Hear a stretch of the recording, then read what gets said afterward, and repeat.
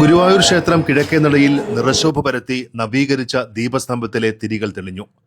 സ്വർണപ്രഭയിൽ ഭക്തരുടെ മനം നിറഞ്ഞു. ഇന്നു വൈകുന്നേരം 6:30 ദേവസ്വം മന്ത്രി ശ്രീ കെ മുരളീധരനാണ് ദീപസ്തംഭം ഗുരുവായൂരപ്പന് സമർപ്പിച്ചത്. ദീപസ്തംഭത്തിലെ തിരി തെളിയിച്ചായിരുന്നു സമർപ്പണം. 119 വർഷങ്ങൾക്ക് മുമ്പ് ദീപസ്തംഭം വഴിപാടായി സമർപ്പിച്ച സർ ചേറ്റൂർ ശങ്കരൻ നായരുടെ കുടുംബത്തിലെ ഇളം മുറക്കാരുടെ സാന്നിധ്യത്തിലായിരുന്നു സമർപ്പണ ചടങ്ങ്.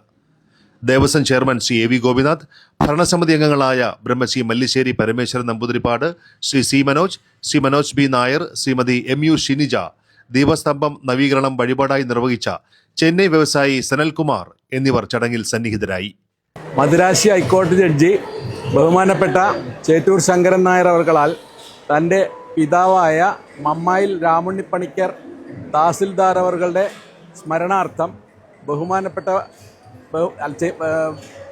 സ്മരണാർത്ഥം ചെയ്യപ്പെട്ട വഴിപാട് 1034 ചിങ്ങം 1-ാം തീയതി 1909 ആഗസ്റ്റ് 16-ാം തീയതി ഗുരുവായൂർ ദേവസ്വം കാര്യസ്ഥൻ മേലെപ്പുറത്ത് കോന്തിമേനാണ്. ഇനി ഒരു 500 കൊല്ലം വരെ നിൽക്കാവുന്ന രീതിയിലാണ് ഞങ്ങളിതിനെ സ്ഥാപിച്ചിട്ടുള്ളത്. ഒരു 10 തലമുറ കടന്നു പോകും എന്ന് ഞങ്ങൾ വിശ്വസിക്കുന്നു.